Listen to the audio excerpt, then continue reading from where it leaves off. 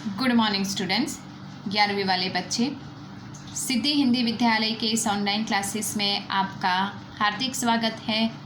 अब बच्चों, यहाँ पे हमारा ये जो काव्य गज़ल, ठीक है, ये गज़ल काव्य में यहाँ पे हमने देखा कि उन्होंने गज़लों के माध्यम से भारत देश की जो स्थिति है, भारत देश पहले जब गुलाम था तब उसकी स्थिति कैसी थी, और आज जब हम आज़ाद हो चुके हैं, इतने साल हो गए हैं, फिर भी यहाँ पे गरीबों का, किसानों का, मज़दूरों का जो शोषण हो रहा है, उसके ऊपर यहाँ पे दुष्यंत कुमार अर्थात जो गज़लकार हैं, उन्होंने गज़ल की पंक्ति के द्वारा हर एक इंसान को स्वतंत्र रूप से जीने का हक है और उसका शोषण ना करते हुए उसको सारे के सारे हक मिले, उसके ऊपर उन्होंने ये गज़लें लिखी हैं। तो ये गज़ल हमारी ख़त्म हो चुकी थी बच्चों यहाँ पे। तो इसके साथ यहाँ पे जो उसके स्वतः के प्रश्नोत्तर है, वो प्रश्नोत्तर की हम चर्चा कर लेते हैं। अब यहाँ पे पहला प्रश्न है, आखिरी शेर में गुलमोहर की चर्चा हुई है, क्या उसका आश्रय एक खास तरह के फूलदार वृक्ष से है या उसमें कोई सांकेतिक अर्थ निहित है, समझाकर लिखिए। अब यहाँ पे बच्चों, काव्य में गुलमोहर शब्द का इस्तेमाल हुआ है, तो गुलमोहर मतलब हमें पता है यहाँ पे एक ऐसा जो मतलब फूलदार जो ये पेड़ है, उसके ऊपर गुलमोहर के बहुत सारे फूल आते हैं।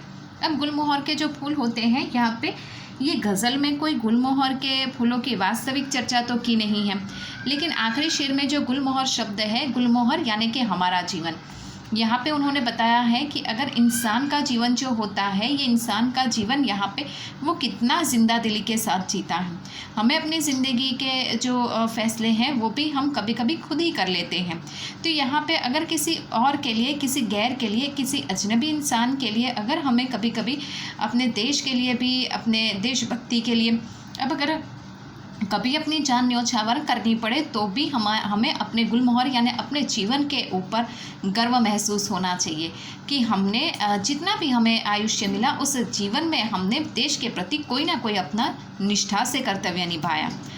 दूसरा, पहले शेर में चिराग शब्द एक बार बहुवचन में आया है और दूसरी बार एक वचन में। अर्थ एवं काव्य सौंदर्य की दृष्टि से इसका क्या महत्व है? तो पहले शेर में जो चिरागा ऐसा लिखा है, मैंने आपको बताया भी था, वो बहुवचन शब्द है, अर्थात उस समय लोगों को छोटी मोटी जितनी भी सुविधाएं थी वो सरलता से प्राप्त हो जाती थी। पहले के समय में उनको इतनी दिक्कत परेशानी नहीं उठानी पड़ती थी, दर दर की ठोकरें नहीं खानी पड़ती थी। लेकिन आज दूसरी बार एक वचन में चिराग शब्द आया है। क्यों? क्योंकि आज अगर किसी इंसान को अपनी सुविधा उपलब्ध करवानी है तो उसके लिए दर दर की ठोकरें खानी पड़ती है, जहाँ तहाँ जाना पड़ता है। अर्थात यहाँ पे स्वतंत्र हो चुका है भारत, लेकिन फिर भी आज लोगों को सुकून से रहने, अर्थात उनकी कोई भी एक इच्छा होती है वो पूर्ण करने के लिए इंसान को कितनी मशक्क़त करनी पड़ती है, इंसान को कितना अपने जीवन के साथ जूझना पड़ता है, लड़ना पड़ता है। तो यहाँ पे दो अलग अलग अर्थों में यहाँ पे चिराग शब्द का एक वचन और बहुवचन के रूप में लिया गया है।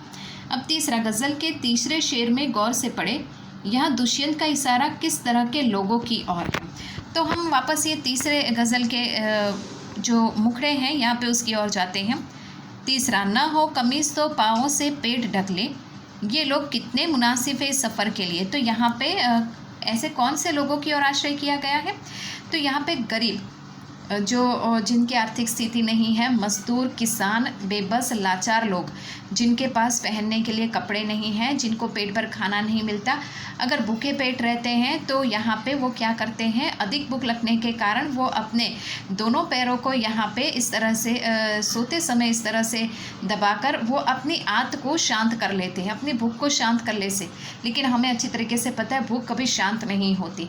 तो ऐसे लोग जो होते हैं, जो बेबस, लाचार, मजबूर होते हैं, ऐसे लोगों का शोषण कब तक आखिर?